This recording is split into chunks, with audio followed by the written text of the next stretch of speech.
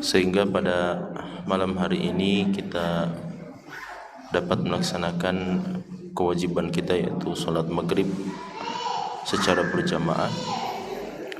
Kemudian guna kita memanfaatkan waktu yang ada antara maghrib dan isya, kita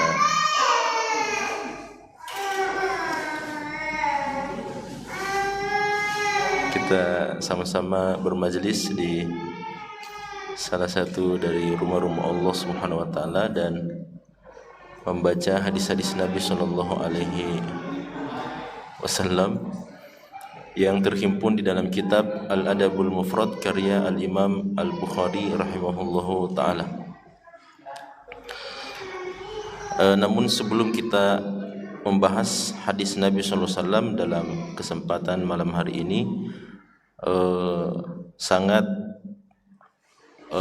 bukan kebetulan sebenarnya bahasa yang tepat, karena tidak ada yang kebetulan, karena pembahasan atau materi kita pada malam hari ini dengan judul Bab Man barra walidayhi zadallahu fi umrihi. Barang siapa yang berbakti kepada ibu dan bapaknya atau kepada orang tuanya, zadallahu fi umrihi, niscaya Allah akan menambah usianya.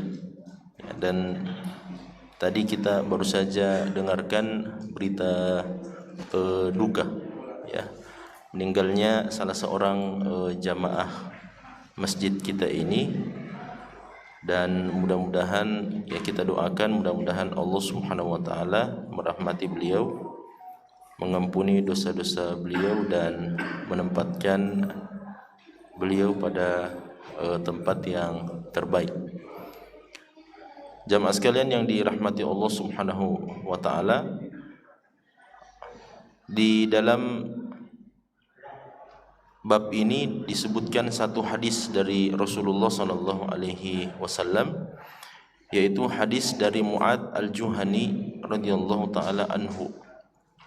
Dikatakan an Mu'adzin al-Juhani radhiyallahu anhu qala, dari sahabat Mu'adz al-Juhani, semoga Allah meridhai beliau, beliau mengatakan qala an-nabiy sallallahu alaihi wasallam, Nabi sallallahu alaihi wasallam bersabda, man barra walidayhi, barang siapa yang berbakti kepada ibu dan bapaknya, kepada kedua orang tuanya, tuba lahu, maka baginya tuba.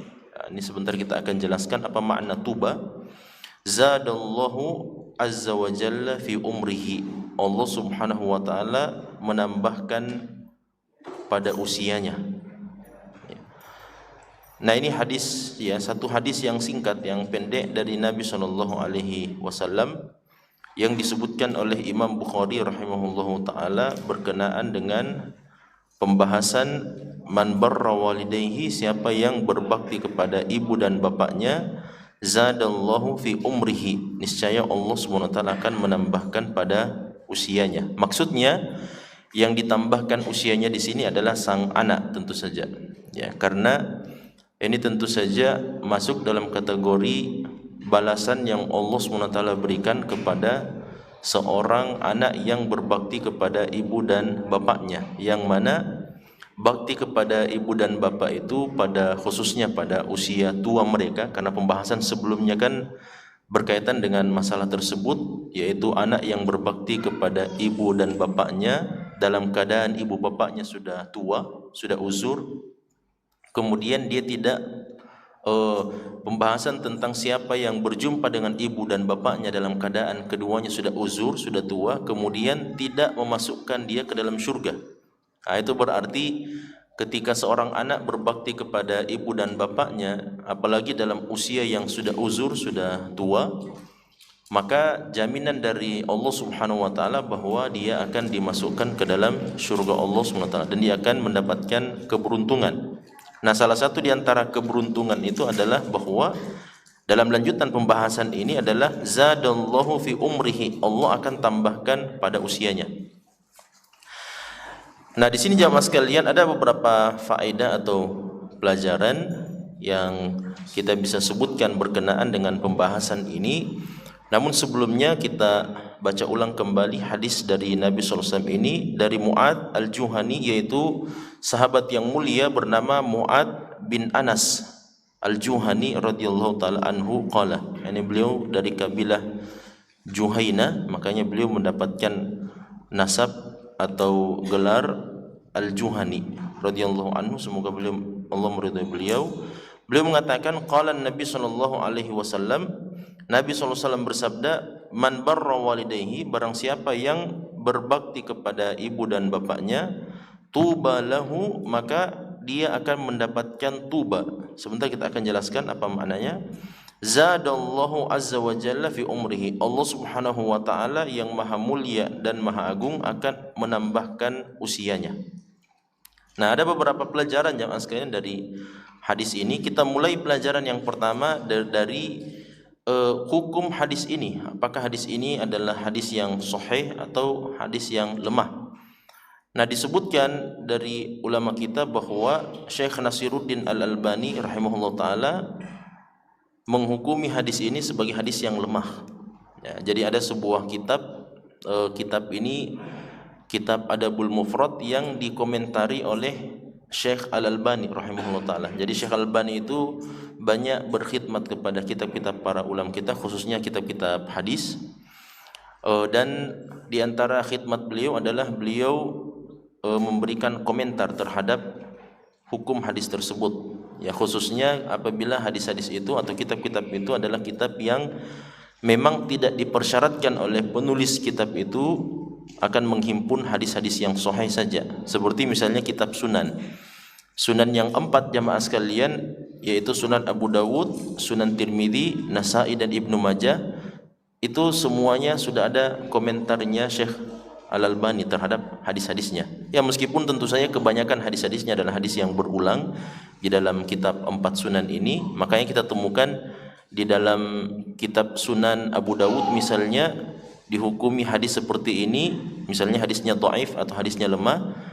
Kemudian di dalam kitab yang lain, dalam Sunan Tirmidzi misalnya, muncul hadis yang sama dengan Sunan Abi Dawud itu, maka akan disebutkan bahwa ini sudah dihukumi pada kitab yang sebelumnya atau pada kitab Sunan Abi Dawud. Dan begitu, karena penulisnya sama, komentatornya sama, yaitu Syekh Nasiruddin Al-Albani. Nah, di antara kitab yang juga diberikan khidmat oleh Syekh Al-Albani adalah kitab Imam Bukhari ini, yaitu kitab Al-Adabul Mufrad, di mana beliau menghukumi hadis ini sebagai hadis yang lemah, dan beliau mengomentari laisa fi syai'in minal kutubi as-sittah. Hadis ini jamaah sekalian, kata Syekh Al-Albani, itu tidak terdapat pada, atau kandungan hadis ini itu tidak terdapat pada salah satu dari kutub as-sittah. Kutubus sittah itu adalah Sahih Bukhari, Sahih Muslim, dan Sunan Arba'ah atau Sunan yang 4 yang tadi kita sebut, Sunan Abu Dawud, Jami' Tirmidzi atau Sunan Tirmidzi, Sunan Nasai dan Sunan Ibnu Majah. Ini kutub sittah,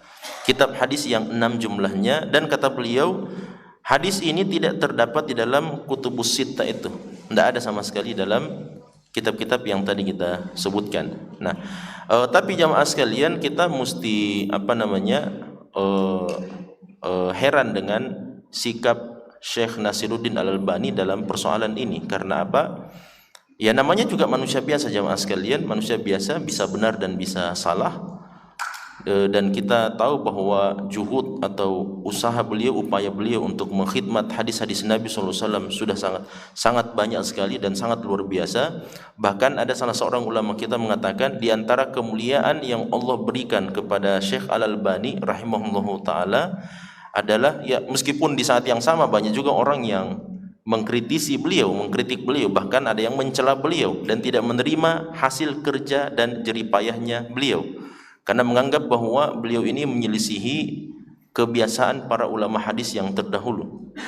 Namun apapun itu jamaah sekalian, bahkan ada yang mencela bahwa Syekh Al-Albani itu tidak pernah berguru orangnya, tidak ada gurunya. Bahkan juga ada yang sampai mengangkat-angkat pekerjaannya. Pekerjaannya Syekh Al-Albani itu kan tukang perbaiki jam tangan sebenarnya, atau arloji. Itu pekerjaannya beliau. Tapi ya, kita lihatlah bagaimana Allah Subhanahu wa ta'ala memberikan kemuliaan kepada beliau, dan tidak ada orang yang bisa menghapus kemuliaan itu kecuali Allah Subhanahu wa ta'ala saja. Karena Allah yang memberikan kemuliaan, yu'izzu may yasha wa yudhillu may yasha. Itu kan ayat Al-Qur'an. Allah memuliakan siapa yang dia inginkan dan Allah menghinakan siapa yang diinginkan. Makanya Imam Ahmad ketika berhadap-hadapan dan menghadapi orang-orang ahlul bid'ah, para pelaku bid'ah, dari kalangan Mu'tazilah, dari kalangan Jahmiyah, dari kalangan Asy'ariyah dan sebagainya macam-macam.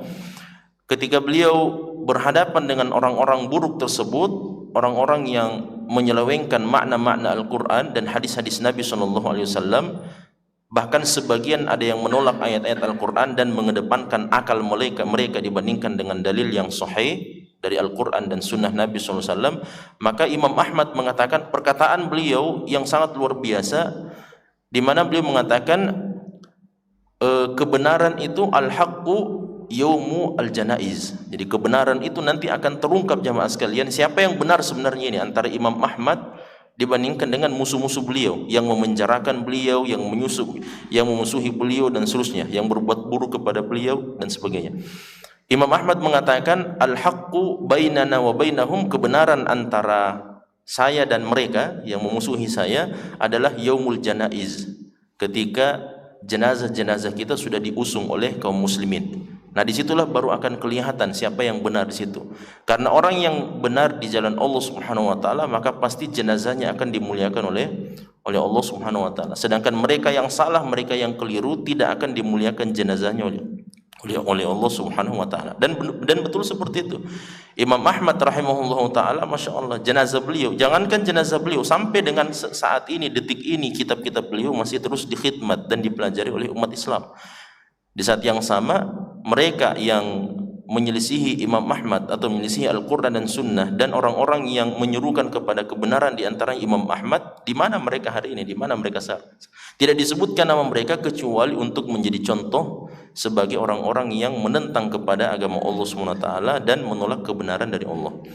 Nah, oleh karenanya jamaah sekalian, dari kita katakan bahwa memang ada orang yang mendiskreditkan Syekh Al-Albani rahimahullah ta'ala, tapi kita lihat buktinya. Allah SWT berikan bukti bahwa dari semua upaya beliau untuk melihat dan meneliti hadis-hadis Nabi SAW, maka Allah Subhanahu wa taala berikan kemuliaan kepada beliau, bahwa nama beliau senantiasa disandingkan bersama dengan nama Nabi kita Muhammad sallallahu alaihi wasallam. Dan sekarang para pembelajar hadis jamaah sekalian, ketika mereka membaca sabda-sabda Nabi sallallahu alaihi wasallam, maka kebanyakannya di akhir daripada sabda-sabda Nabi tersebut maka akan disebutkan namanya beliau.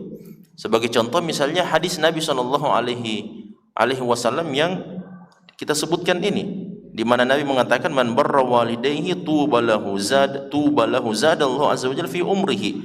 Disebutkan bahwa hadis ini adalah hadis yang dilemahkan oleh Syekh Nasiruddin Al-Albani. Itu berarti Allah Subhanahu wa taala berikan kemuliaan kepada beliau, di mana nama beliau disandingkan bersama dengan nama Nabi kita Muhammad sallallahu alaihi wasallam. Dan ini tentu saja adalah satu kemuliaan kata para ulama kita. Nah, meskipun demikian jamaah sekalian, tapi kita mesti jujur juga bahwa ketika seorang ulama atau seorang mujtahid itu keliru, lalu kemudian datang mujtahid yang lainnya atau ulama yang lainnya dan melihat mendapatkan adanya kekeliruan tersebut, maka mesti disampaikan kepada kaum muslimin. Dan kalau kita lihat, mohon maaf jamaah sekalian, kebiasaan daripada Syekh Al-Albani itu bahwa kalau ada sebuah hadis yang lemah, namun ada hadis-hadis yang lain yang memiliki makna yang sama dan mendukung makna hadis yang lemah itu, maka kebiasaan beliau pasti langsung mensahihkan hadis itu, pasti akan langsung disahihkan. Makanya sebagian ulama temporer atau kontemporer hari ini jamaah sekalian mengatakan Syekh Al-Albani itu tidak memiliki istilah hadis hasan dalam kamusnya beliau, padahal sebenarnya ada. Kalau kita rujuk kepada kitab-kitabnya Syekh Al-Albani, maka kita akan temukan beliau menggunakan hadis sahih, beliau menggunakan hadis hasan, beliau menggunakan juga hadis dhaif, istilah-istilahnya. Jadi menurut beliau ada hadis sahih, ada hadis hasan, ada hadis dhaif. Nah, dalam pelajaran ulumul hadis jamaah sekalian, ketika hadis itu lemah kemudian diriwayatkan dari hadis-hadis yang lainnya, ini kalau hadisnya tidak terlalu lemah, kalau dia hadis tidak terlalu lemah, diriwayatkan dari hadis-hadis yang lain atau jalur yang lain mendukung makna hadis yang ini, harusnya hadis yang ini bisa naik menjadi hadis hasan, dan hadis hasan itu bisa diamalkan. Tapi dalam kebiasaan Syekh Al-Albani, kalau kita temukan, kalau kita pelajari kebiasaan beliau, kalau ada hadis yang seperti itu, hadis yang tidak terlalu lemah kemudian didukung dengan hadis-hadis yang lain, maka beliau tidak kategorikan hadis itu sebagai hadis hasan, tapi langsung dikategorikan sebagai hadis sahih. Nah, itu kebiasaan dari Syekh Al-Albani rahimahullah taala. Cuman jamaah sekalian, ya kalau memang kita rujuk kepada sanadnya hadis ini, memang terdapat masalah memang dalam sanad hadis ini, karena di dalam salah satu perawinya ada perawi yang tidak disebutkan siapa namanya, rajulun lam yusamma. Jadi ada seseorang perawi dari fulan, ada seorang perawi dari rajulun. Rajulun artinya seseorang. Seseorang ini kita tidak tahu siapa namanya, dia berasal dari mana, bagaimana kekuatan hafalannya dan sebagainya. Makanya karena dia tidak diketahui bagaimana status kekuatan hafalannya, bagaimana hadis-hadisnya, bahkan tidak diketahui siapa ini orang, maka dihukumi hadis ini sebagai hadis yang lemah. Tapi kalau kita baca maknanya jamaah sekalian, maknanya benar. Karena didukung oleh makna hadis ini, anak yang berbakti kepada ibu dan bapaknya, maka Allah SWT berikan kemuliaan, usia anak tersebut akan ditambah di sisi Allah Subhanahu wa taala. Sementara kita akan coba gabungkan jamaah sekalian dengan riwayat-riwayat yang lain, diantaranya adalah hadis dari Abu Hurairah secara marfu' kepada Nabi, juga hadis dari Anas bin Malik secara marfu' juga kepada Nabi, dan itu adalah hadis yang sahih riwayat Muslim. Nah, makanya tidak ada keraguan sebenarnya dalam persoalan ini bahwa Allah Subhanahu wa taala akan menambah usia seorang anak yang berbakti kepada ibu dan bapaknya. Nah, cuman jamaah sekalian, kalaupun seandainya di antara antum misalnya ada yang bersikeras, Ustadz, saya dengan Syekh Al-Albani, saya tidak mau dengan antum. Ya, karena antum apa tonji istilahnya. Ya, cuman ya belajar sana sini dan sebagainya. Saya bersama dia. Oke, kalau antum bersama dengan Syekh Nasiruddin Al-Albani bahwa hadis ini adalah hadis yang lemah, lantas kenapa Imam Bukhari menjadikan hadis ini sebagai dalil? Karena dalam pembahasan adab, dalam pembahasan akhlak, dalam pembahasan fadailul a'mal, maka sebagian ulama membolehkan untuk meriwayatkan bahkan mengamalkan hadis-hadis yang lemah dalam persoalan fadailul a'mal. Nah, makanya kalau kita lihat jamaah sekalian, apa itu panggil ayam kur, padahal tidak ada beras di tangan. Itu menurut ulama hadis itu muttaham bil kadzib, ini tertuduh berdusta, tidak boleh meriwayatkan hadis dari dia. Karena apa? Karena dia sudah berdusta kan? Ya, bahkan kepada hewan pun juga dia berdusta. Orang berdusta kepada manusia, kepada istri apalagi. Ini berdusta kepada ayam. Nah, itu makanya jamaah sekalian, persoalan meriwayatkan hadis bukan persoalan yang mudah sebenarnya, karena orang yang berdusta, berbohong saja satu kali dalam kehidupannya, maka sudah tidak diterima itu hadisnya. Sudah tidak diambil lagi hadisnya. Nah, itu kalau ada hadis yang diriwayatkan seperti orang yang seperti itu jamaah sekalian, maka hadisnya disebut sebagai hadis matruk. Hadis yang ditinggalkan, sudah tidak dipakai lagi oleh para ulama kita.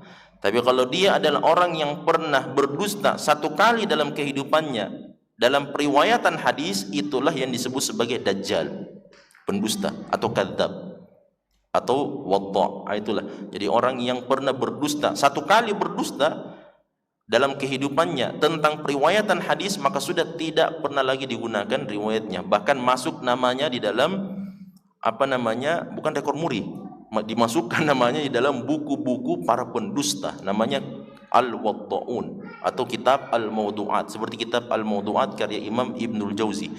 Itu riwayat-riwayat yang palsu dimasukkan semua, termasuk para perawi-perawi yang meriwayatkan di situ. Inilah dia fulan, ini adalah para pendusta yang pernah berdusta atas nama Nabi Muhammad SAW. Itu kan berbahaya, karena berdusta atas nama Nabi Muhammad dengan sengaja jamaah sekalian, kata Nabi SAW, man kadzaba alayya muta'ammidan falyatabawwa maq'adahu minan nar. Hadis mutawatir lafdan wa ma'nan. Ini hadis mutawatir secara lafaz dan maknanya. Kata Nabi, siapa yang berdusta atas nama saya secara sengaja, maka tempat kembalinya adalah api neraka. Sudah selesai. Nah, oleh karenanya jamaah sekalian, para ulama kita itu beda pendapat. Kalau dia adalah hadis yang lemah, tapi bukan hadis yang terlalu lemah, artinya kelemahannya ringan, hadis yang lemahnya ringan, maka ulama beda pendapat dalam 3 mazhab. Mazhab yang pertama adalah ulama yang mengatakan tidak boleh mengamalkan hadis yang lemah, baik itu lemahnya sedikit atau lemahnya banyak, lemahnya ringan atau lemahnya berat, itu tidak boleh. Dan diantara ulama yang seperti itu adalah Imam Ali bin Al-Madini, gurunya Imam Bukhari rahimahullah ta'ala. Kemudian ada ulama juga yang mengatakan, kelompok yang kedua yang mengatakan boleh mengamalkan hadis yang lemah selama dia tidak terlalu lemah. Dan mazhab ini kebanyakannya didukung oleh ulama mazhab. Atau pendapat ini yang kedua ini membolehkan meriwayatkan atau mengamalkan hadis yang tidak terlalu lemah. Itu adalah mazhabnya atau pandangannya para ulama mazhab, Abu Hanifah, Malik, Syafi'i, Ahmad dan seterusnya. Ya, sampai Imam Ahmad bahkan diriwayatkan dari beliau jamaah sekalian sebuah perkataan ketika ditanya tentang hukum menggunakan hadis yang lemah dalam amalan, maka beliau mengatakan, kalau saya mengamalkan an a'mala bi haditsin dhaif khairun min an ajtahida ra'yi. Saya mengamalkan hadis yang lemah tapi tidak terlalu lemah, itu jauh lebih bagus kata Imam Ahmad dibandingkan saya beristihad dalam masalah itu. Ya, karena masalah itu ada hadis, meskipun tidak ada ayat Al-Quran, meskipun tidak ada hadis yang sahih, tapi ada hadis yang lemah dari Nabi SAW. Kata beliau, untuk masalah ini yang masih ada hadis yang tidak terlalu lemah diriwayatkan dari Nabi SAW, itu masih lebih bagus dibandingkan saya beristihad. Karena apa jamaah sekalian? Kalau Imam Ahmad atau para ulama mazhab beristihad dalam masalah tersebut yang masih ada hadis yang lemah dari Nabi SAW, itu berarti kalau beliau beristihad maka pandangan itu diamalkan oleh umat manusia nanti setelahnya dan tanggung jawabnya akan kepada ulama mazhab. Sedangkan kalau beliau ini mengamalkan hadis yang lemah, maka tanggungannya nanti akan kepada para perawi hadis itu, ya, yang meriwayatkan hadis tersebut. Adapun para ulama mazhab, maka mereka hanya memberikan arahan saja. Ya silakan kalau mau diamalkan hadis ini, tapi hadis ini adalah hadis yang lemah. Nah itu makanya sebagian ulama mengatakan, khususnya ulama-ulama mazhab mengatakan boleh mengamalkan hadis yang lemah tapi tidak terlalu lemah. Ada pendapat yang sepertinya pertengahan jamaah sekalian mengatakan boleh mengamalkan hadis-hadis yang lemah seperti itu, tidak terlalu lemah, tapi dalam masalah fadhailul a'mal. Fadhailul amal itu apa? Artinya amalan-amalan yang diperintahkan oleh syariat Islam, kemudian datang hadis-hadisnya menjelaskan tentang keutamaan amalan itu. Contohnya hadis ini. Jadi hadis ini sebenarnya adalah masuk kategori hadis fadhailul amal. Fadhailul amal itu berarti ada perintah agama, turun ayat Al-Quran, ada hadisnya Nabi SAW yang sahih, kemudian datang hadis-hadis yang lain yang menjelaskan tentang keutamaan perintah agama itu. Nah ini menurut sebagian ulama kita, sepertinya ulama pertengahan jamaah sekalian mengatakan boleh mengamalkan hadis-hadis lemah dengan beberapa buah syarat. Di antara syaratnya yang pertama, tidak boleh hadis itu hadis yang terlalu lemah, seperti yang tadi kita bilang. Kalau hadisnya sudah sangat lemah, maka tidak boleh diamalkan. Tapi kalau dia hadisnya tidak terlalu lemah, maka pindah ke syarat yang kedua. Syarat yang kedua mengatakan bahwa bolehnya mengamalkan selama hadisnya tidak terlalu lemah dan tidak masuk dalam kategori halal dan haram. Kalau sudah masuk dalam kategori halal dan haram, maka tidak boleh diamalkan. Jelas ya? Yang ketiga, kalau tidak masuk dalam kategori halal dan haram, maka ada syarat yang ketiga, tidak boleh masuk dalam perkara akidah, keyakinan. Nah, tidak boleh. Jadi kalau masuk dalam perkara akidah, keyakinan dan sebagainya, maka hadis itu tidak boleh diamalkan. Yang keempat adalah an yandarija tahta aslin sahih. Hadis itu hadisnya lemah jamaah sekalian dalam kategori fadhailul a'mal dan dia itu berada di bawah dalil yang sahih baik dari Al-Qur'an ataupun dari hadis. Contoh hadis ini misalnya. Hadis ini pas menjadi contoh jamaah sekalian tentang hukum mengamalkan hadis yang lemah dalam persoalan fadhailul a'mal. Kita coba terapkan. Yang pertama hadisnya tidak terlalu lemah. Yang kedua hadisnya tidak berkaitan dengan masalah halal dan haram. Yang ketiga hadis ini tidak berkaitan dengan masalah akidah dan keyakinan. Yang keempat hadis ini masuk dalam kategori fadhailul amal, keutamaan. Dan yang kelima hadis ini jamaah sekalian itu adalah hadis yang menjelaskan tentang keutamaan amalan, dan amalan itu memang diperintahkan di dalam syariat Islam, yaitu berbakti kepada kedua orang tua. Nah makanya kata para ulama kita, kalau antum mau mengamalkan hadis lemah dalam fadhailul amal, maka amalkan, niatkan antum mengamalkan amalan tersebut untuk mengamalkan hadis yang sahih itu atau dalil yang sahih itu. Apa dalil yang sahih itu jamaah sekalian? Perintah Allah Subhanahu wa taala dalam Al-Qur'an, perintah Nabi dalam hadis-hadis beliau yang sangat banyak untuk berbakti kepada ibu dan bapak. Terserah nanti sebentar Allah panjangkan umur kita atau Allah apa dan sebagainya, maka itu adalah masalah yang lain. Yang penting kita sudah berbakti kepada kedua orang tua kita. Tapi dalam hadis ini memang jamaah sekalian, kalau kita melihat dan membaca, ada hadis-hadis yang lain yang memang menjelaskan tentang keutamaan ini. Sebagai contoh misalnya, ini faedah yang kedua jamaah sekalian, bahwa dalam hadis Anas bin Malik yang disahihkan oleh Imam Muslim rahimahullah taala, dalam Kitabul Jami' juga disebutkan, Nabi SAW mengatakan, man ahabba an yubsata lahu fi rizqihi wa an yunsa lahu fi atharihi falyasil rahimahu. Kata Nabi SAW, siapa yang cinta, siapa yang senang untuk dilapangkan rezekinya dan dipanjangkan umurnya, falyasil rahim, maka sambunglah silaturahimnya. Dan silaturahim yang paling afdal itu jamaah sekalian adalah berbakti kepada ibu dan bapak. Berbakti kepada ibu dan bapak bagian daripada silaturahim.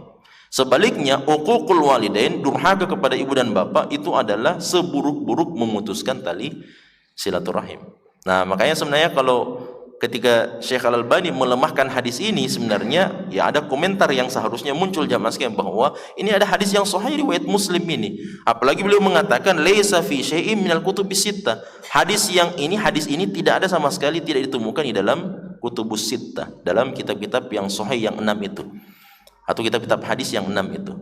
Nah, oleh karenanya padahal ada hadis Nabi SAW yang sahih riwayat Muslim yang mengatakan siapa yang mau dipanjangkan usianya,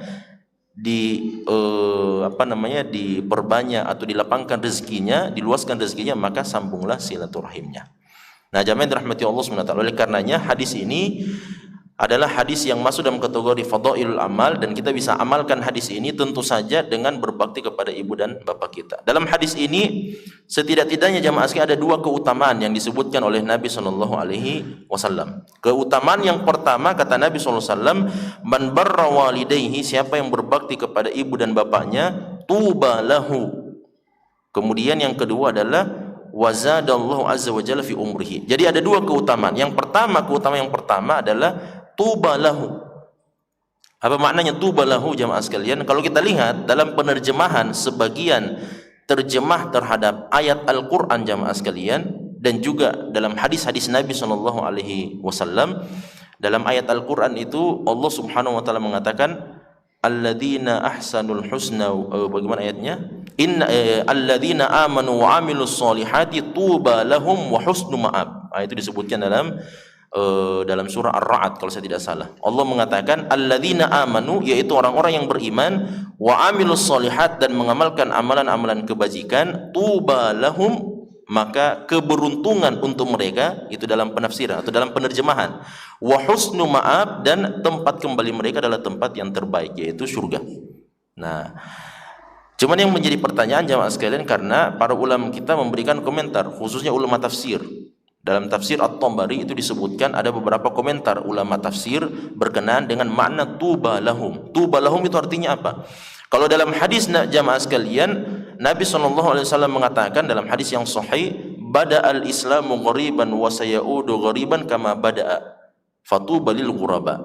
Nah, itu kan dalam hadis yang masyhur Nabi mengatakan agama Islam itu dimulai dengan keterasingan dan akan berakhir dengan keterasingan juga. Fatuba lil ghuraba, maka beruntunglah bagi orang-orang yang terasing itu. Ya. Apa maknanya hadis ini jamaah sekalian? Bahwa dakwah Nabi Muhammad itu kan dimulai dengan keterasingan memang, ya. Di saat orang-orang Mekah pada saat itu menyembah kepada 360 berhala, Nabi Muhammad SAW justru mengajak untuk menyembah kepada Tuhan yang satu, yaitu Allah Subhanahu wa taala. Sedangkan mereka tahu bersama bahwa agama sebelumnya orang-orang Nasrani, mohon maaf, setelah diselewengkan agama dan keyakinan mereka menyembah kepada tiga Tuhan, kepada Trinitas. Nah, makanya jamaah sekalian, penyembahan kepada berhala itu bentuk ibadah yang normalnya, yang mereka ketahui pada saat itu. Karena mereka dari kecil dan seterusnya mereka tumbuh besar memang seperti itu. Sampai kisahnya Umar bin Khattab kan kisah yang aneh juga. Makanya ketika beliau sudah masuk Islam, dilihat oleh beberapa orang sahabat, Umar bin Khattab itu terkadang beliau tertawa-tawa, kadang beliau menangis dan seterusnya. Ketika ditanya oleh salah seorang sahabat, "Kenapa kami melihat Anda ini terkadang kalau duduk-duduk menyendiri kadang tertawa, kadang menangis?" Maka beliau mengatakan, "Saya menangis karena alasan seperti ini. Adapun tertawa saya kalau saya sedang sendirian, maka saya dulu ingat waktu saya masih kecil, bapak saya itu tukang pembuat berhala. Bapaknya Umar bin Khattab, yaitu Al-Khattab, itu tukang buat berhala. Dan berhalanya itu dibuat dari tepung. Nah, kemudian setelah dibuat di pagi hari, disuruh oleh bapaknya kepada Umar kecil pada saat itu untuk menjual patung-patung berhala itu di pasar. Kalau sudah sampai tengah hari kemudian belum ada yang laku, maka sedikit demi sedikit akan dimakan itu berhalanya. Ini kan terbuat dari tepung. Nah, tepung itu adalah makanan mereka jamaah sekalian, roti kan sebenarnya. Jadi dia itu dalam bentuk roti, ya, tulang apa, Tuhan yang dibuat oleh bapaknya. Makanya Umar bin Khattab tertawa-tawa, bisa-bisanya saya makan Tuhan saya sendiri waktu itu, di masa itu. Artinya bahwa orang-orang di Mekah itu memang dimulai dari mereka kecil dan seterusnya sampai mereka tumbuh besar, mereka memang hanya menerima satu model peribadatan seperti itu, dan mereka melihat bapak-bapak mereka, kakek nenek mereka semuanya beribadah kepada 360 berhala. Nah, oleh karenanya ketika datang dakwah Nabi SAW untuk mengajak mereka semuanya liibadati Rabbil ibad, untuk beribadah kepada Tuhannya seluruh hamba, yaitu Allah Subhanahu wa taala, maka orang-orang Mekah mengatakan, aja'altum bagaimana ayatnya, aja'alul alihata ilahan wahidan innahu la syai'un ujab. Dalam salah satu ayat Al-Quran Allah SWT berfirman berkenaan dengan perkataan orang-orang kafir musyrik, apakah Muhammad dan sahabat-sahabatnya ingin menjadikan peribadatan kita kepada al-alihah, kepada Tuhan-Tuhan kita, berhala-berhala kita selama ini, menjadi penyembahan kepada satu Tuhan? Itu innahu lasyai'un ujab, kata mereka. Ini adalah perkara yang aneh sekali, atau perkara yang sangat asing, belum pernah kita dengarkan sebelumnya. Nah, makanya Nabi mengatakan bada al-Islam ghariban, Islam itu dimulai dengan keterasingan, karena dakwah memang seperti itu. Sama juga ketika Nabi Nuh alaihissalam berdakwah kepada kaumnya, jamaah sekalian, orang-orang heran, kenapa kamu berdakwah seperti itu? Kebiasaan kita tidak seperti itu. Nah, makanya agama Islam dimulai dengan keterasingan dan akan berakhir juga dengan keterasingan. Dalam hadis yang lain Nabi mengatakan, nanti di akhir zaman tidak akan ada lagi orang-orang yang tidak akan tegak hari kiamat sampai tidak ada lagi orang yang menyebutkan kata Allah. Jadi tidak tegak, kata Nabi dalam hadis tersebut, tidak tegak, tidak terjadi hari kiamat itu, jamaah sekalian, sampai tidak ada lagi orang yang menyebutkan nama Allah Subhanahu wa taala. Artinya apa? Bahwa kalau dalam bayangan kita selama ini, jamaah sekalian, bahwasanya setelah Nabi Isa, setelah Imam Mahdi datang dan pasukannya sudah banyak dari kalangan kaum muslimin, kemudian muncul Dajjal, setelah itu bergabung bersamanya orang-orang Yahudi dan orang-orang kufar, kemudian setelah itu turun Nabi Isa di Manaratil Baydha di Damaskus, kemudian terjadi peperangan. Setelah terjadi peperangan, mati Dajjal, dibunuh oleh siapa? Nabi Isa alaihissalam. Kan setelah yang terjadi kejadiannya ini, kan setelahnya, ini kayaknya sudah langsung kiamat setelah itu. Ternyata tidak, masih panjang itu prosesnya, masih sangat panjang. Bahkan Nabi Isa alaihissalam kan disebutkan akan hidup selama 40 tahun setelah itu bersama kaum muslimin. Kemudian muncul nanti Ya'juj dan Ma'juj. Ya'juj dan Ma'juj, setelah habis Ya'juj dan Ma'juj, kemudian bumi akan kembali hijau lagi. Setelah kembali hijau, mereka akan kembali menyembah kepada Allah SWT. Di masa itulah Nabi Isa alaihissalam meninggal dunia. Kemudian setelah itu orang-orang akan akan satu demi satu akan meninggal dunia, wafat semuanya, sampai kemudian ketika mereka melihat bahwasanya matahari sudah terbit dari ufuk barat, mereka mencoba membuka Al-Quran, ternyata Al-Quran sudah tidak memiliki tulisan lagi. Pada saat itulah lahirlah generasi yang berikutnya yang baru, yang mana mereka tidak mendapatkan lagi wahyu Allah Subhanahu wa taala, sehingga mereka tidak mengenal siapa Tuhan mereka. Nah, kepada generasi yang baru itulah, yang tidak mengenal siapa Tuhan mereka, tegak hari kiamat. Makanya Nabi mengatakan, la taqumus sa'a illa ala syiraril khalqi, tidak tegak hari kiamat kecuali kepada makhluk yang paling buruk, yang tidak mengenal Tuhannya. Nah, itu jadi hari kiamat itu proses yang sangat panjang. Dan agama Islam akan seperti agama Islam akan hilang dengan ketetapan Allah Subhanahu wa taala, karena Al-Qur'an diangkat oleh Allah. Kata Nabi dalam hadis tersebut, fatuba lil ghuraba, maka beruntunglah orang-orang yang terasing itu. Tapi bukan berarti kita sengaja buat diri kita sebagai manusia-manusia yang asing. Tidak, dakwah harus ditegakkan sebagaimana Nabi SAW berdakwah kepada para sahabat, berdakwah kepada manusia pada saat itu. Nah, cuman jamaah sekalian, ada salah satu komentar yang disebutkan oleh Imam At-Tabari, diriwayatkan oleh beliau dalam tafsir beliau, disebutkan dari salah seorang ulama tabi'in namanya Syahr bin Hausyab. Syahr bin Hausyab ini mengatakan, beliau menafsirkan makna tuba di situ adalah hiya syajaratun fil jannah wa hiya aslul asjari fiha. Jadi kata beliau, yang dimaksud dengan tuba di sini jamaah sekalian adalah sebuah pohon, nama sebuah pohon yang ada di dalam surga. Dan pohon inilah, pohon tuba inilah jamaah sekalian, inilah intinya dari semua pohon yang ada di dalam surga. Asalnya ini pohon jamaah sekalian itu berasal dari dari sungai di dalam surga. Sungai yang paling besar dalam surga, disitulah akarnya sungai pohon tersebut, pohon tuba ini, dan dari dahan-dahannya, ranting-rantingnya inilah yang akan turun nanti menjalar ke semua pohon-pohon yang ada di dalam surga. Maka disebut sebagai tuba. Ini juga lah pohon yang ditafsirkan atau disebutkan oleh Nabi SAW, jamaah sekalian, bahwa di dalam surga itu ada sebuah pohon yang seseorang itu kalau dia masuk dari ujungnya, jamaah sekalian, nanti dia bisa keluar dari ujungnya itu setelah berjalan 500 tahun lamanya. Jadi kita berjalan, itu berarti pohonnya sangat besar. Nah, sebagian ulama menafsirkan itulah pohon tuba yang ditafsirkan oleh sebagian ulama tabi'in. Nah, ini ada beberapa penafsiran, jamaah sekalian. Ada yang mengatakan tuba itu secara bahasa maknanya adalah keberuntungan. Keberuntungan artinya Allah memberikan karunia keberuntungan kepada kita. Kemudian yang kedua adalah tuba, artinya adalah pohon di dalam surga Allah SWT. Maknanya bahwa kalau Allah mengatakan tuba lahu, itu berarti dia pasti masuk surga. Karena kalau dikatakan bagi kita siapa yang mendapatkan ini, siapa yang berhasil menjawab pertanyaan ini, maka dia akan mendapatkan kunci motor, ya. Biasanya kan kalau dibilang seperti itu hadiahnya kunci motor, tidak mungkin kuncinya saja kan, pasti motornya juga ikut. Nah, itu maknanya, jamaah sekalian. Jadi kurang lebih begitu makna pendekatannya, takribnya, bahwa ketika Allah mengatakan, Nabi mengatakan tuba lahu, tuba artinya pohon tuba bagi dia. Kalau dibilang tuba lahu, pohon tuba bagi dia, itu berarti dia akan masuk surga. Sama dengan hadis Nabi SAW mengatakan, siapa yang minum satu kali tegukan dari haud saya, dari telaga saya, lam yadma abadan, dia tidak akan pernah merasakan kehausan selama-lamanya. Artinya siapa yang berhasil minum dari telaganya Nabi SAW, meskipun cuma satu kali teguk saja, maka dia pasti masuk surga. Ya, dan tidak akan mungkin masuk neraka terlebih dahulu. Karena apa? Karena orang yang ada di dalam neraka pasti akan merasakan kehausan. Sedangkan kata Nabi SAW, siapa yang minum dari telaga saya ini, meskipun satu kali tegukan saja, maka tidak akan merasakan kehausan. Itu artinya setelah dari telaga ini langsung masuk surga.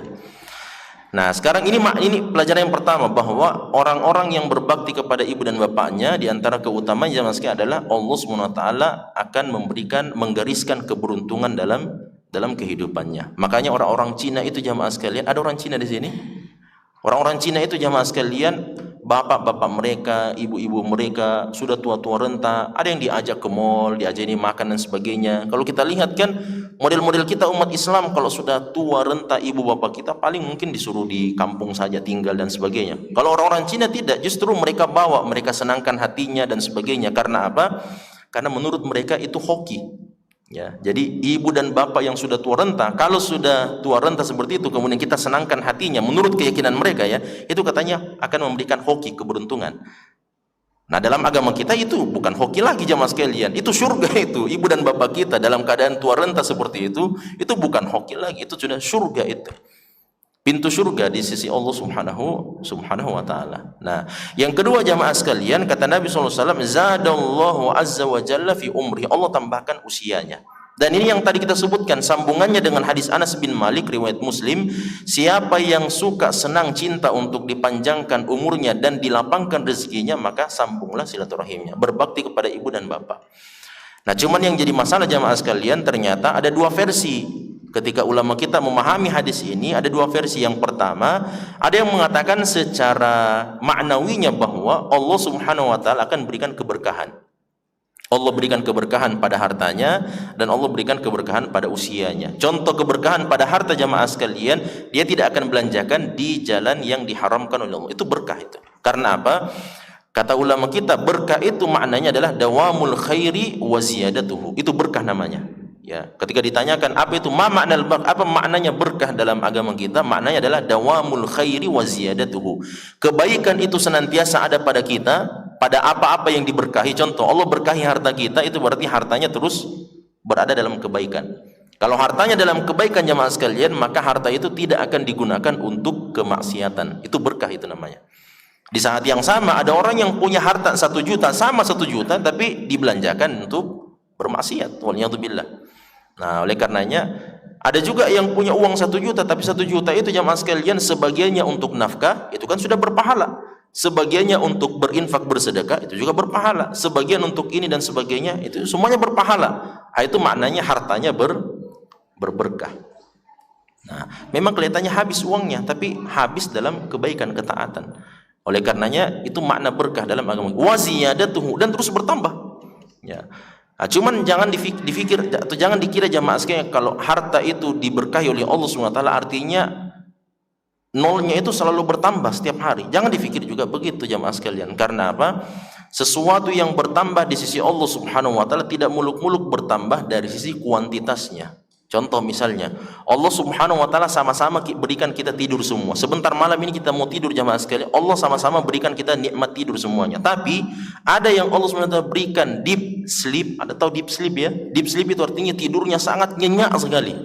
Padahal cuman berapa jam saja. Ada yang tidur dari jam 9 malam sampai subuh, sampai jam 6, itu bolak-balik kanan kiri dan seterusnya. Padahal tidur di atas spring bed nomor 1. Tapi kenapa sepertinya maksudnya Allah tidak berikan keberkahan dalam tidurnya. Allah berikan rezeki, Allah berikan nikmat, tapi tidak diberkahi dalam nikmat tersebut. Nah, oleh alih-alih diberikan keberkahan, justru dia menjadi apa? Menjadi siksa. Nah, dia tidur tapi dia tidak merasakan kenikmatan dengan tidur itu.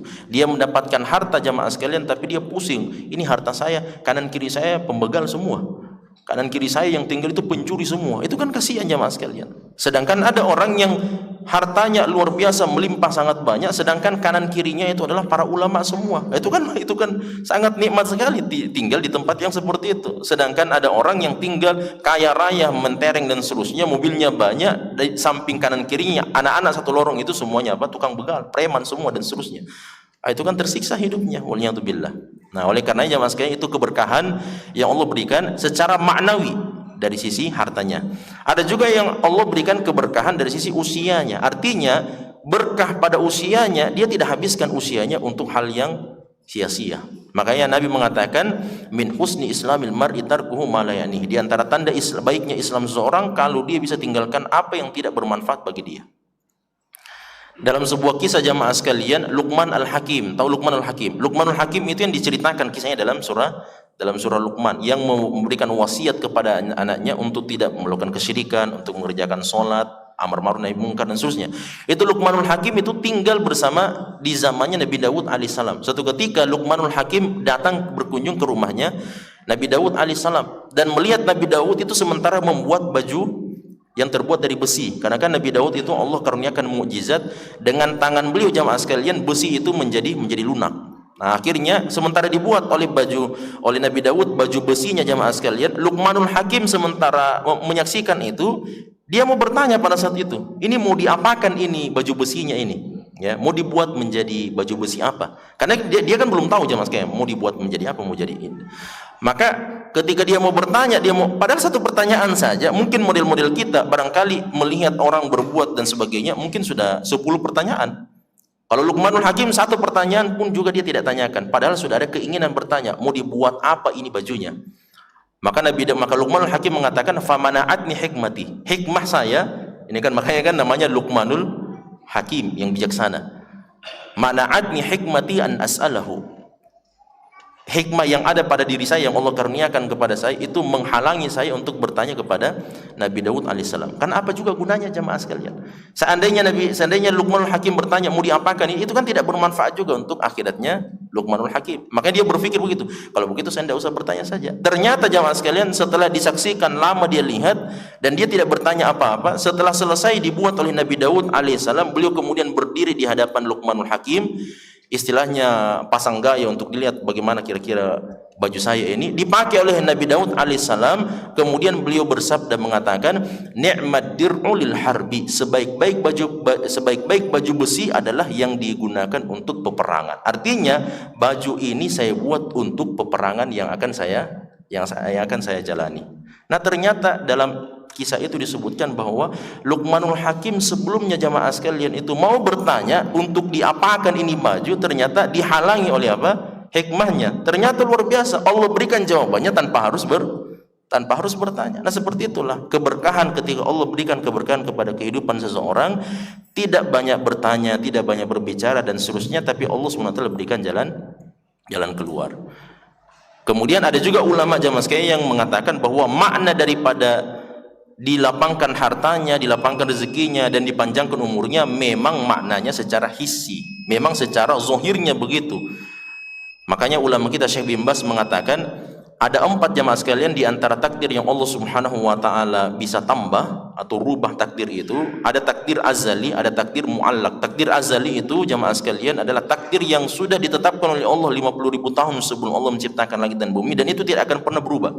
Ada namanya takdir muallak. Takdir muallak takdir yang digantungkan pada amalannya seseorang. Kalau dia bersilaturahim maka usianya menjadi 100 tahun.